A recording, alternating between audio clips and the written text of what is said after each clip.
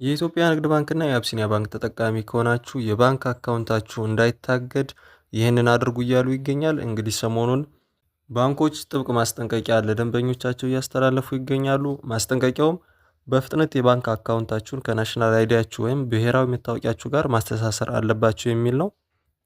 ይህን ካላደረጋችሁ አካውንታችሁ ይዘጋል እያሉ ይገኛሉ። ይህንንም ለማድረግ ባንክ ቤት ድረስ ሂዳችሁ ነበር የምታስተሳስሩት። ነገር ግን በአካል ብትሄዱ ወረፋው በጣም ብዙ ነው።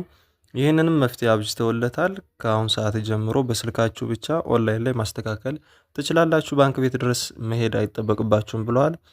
ስለዚህ በዛሬው ቪዲዮ የኢትዮጵያ ንግድ ባንክና የአቢሲኒያ ባንክ አካውንታችንን ከናሽናል አይዲያችን ጋር በ2 ደቂቃ ውስጥ ባንክ ቤት መሄድ ሳይጠበቅብን በስልካችን ብቻ እንዴት ማስተካከል እንደምንችል አብረን እናያለን። ስለዚህ በመጀመሪያ ክሮም አፕሊኬሽን ጋር እንገባለን። ከዛ ሰርች ባሩ ላይ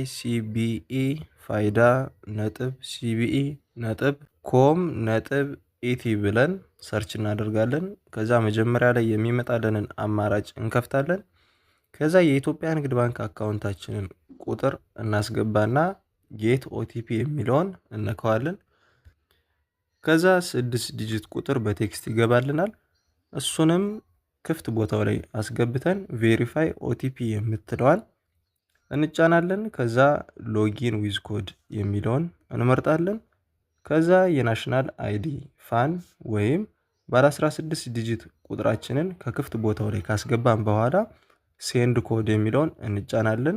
አሁንም በሜሴጅ 6 ዲጂት ቁጥር ይላክልናል። ቁጥሩን ከክፍት ቦታው ላይ ካስገባን በኋላ ቬሪፋይ የሚለውን እነካዋለን።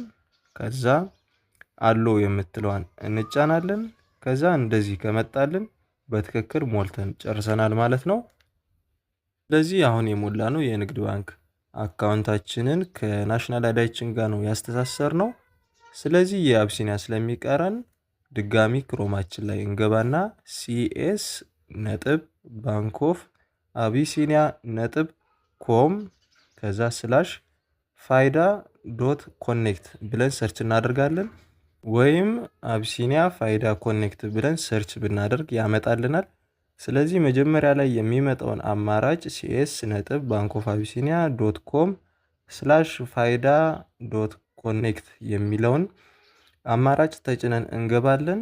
እዚህ ጋር መጀመሪያ ላይ እንደገባን የሚጠይቀን የአቢሲኒያ አካውንታችንን ቁጥር ነው።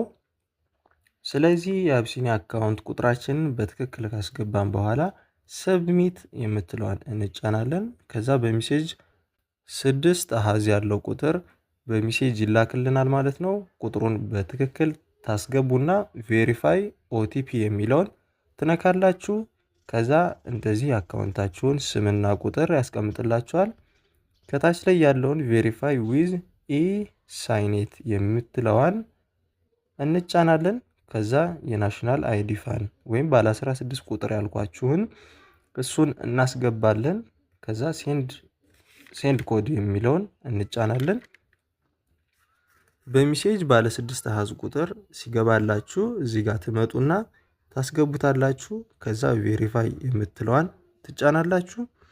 ከዛ አሎ የምትለዋን ትጫናላችሁ። ከዛ በዝርዝር ስለ አካውንታችሁ ያስቀምጥላችኋል። ፎቶአችሁን፣ ስማችሁን፣ ሁሉንም ነገር ያስቀምጥላችኋል ማለት ነው። እናንተም የምታደርጉት ከታች ስትወርዱ ሰብሚት የምትለዋን እሷን አንድ ጊዜ ትጫናላችሁ። ከዛ ጨረሳችሁ ማለት ነው። ስለዚህ በተሳካ ሁኔታ የኢትዮጵያ ንግድ ባንክና የአቢሲኒያ ባንክ ድረስ መሄድ ሳይጠበቅብን በቀላሉ በስልካችን ብቻ የናሽናል አይዲያችንን አስተሳስረናል ማለት ነው። በነገራችን ላይ ብዙ ሰው እየሞከረው ስለሆነ ኔትወርክ ሊያስቸግራችሁ ይችላል። ስለዚህ ጠዋት ላይ ወይም ሰው በማይበዛበት ሰዓት ብትሞክሩት በቀላሉ መጨረስ ትችላላችሁ። ስለዚህ የዛሬው ቪዲዮ ለብዙዎች ጠቃሚ እንደሚሆን ተስፋ አድርጋለሁኝ። ቪዲዮ ጠቃሚ ሆኖ ካገኛችሁት ላይክ እና ሰብስክራይብ ማድረጋችሁን አትርሱ። ለሌሎች ይጠቅማል ካላችሁ ሼር አድርጉላቸው። ሀሳብ አስተያየት ካላችሁ እንዲሁም ኮሜንት ላይ ግለጹልኝ። ቸር ሰንብቱ።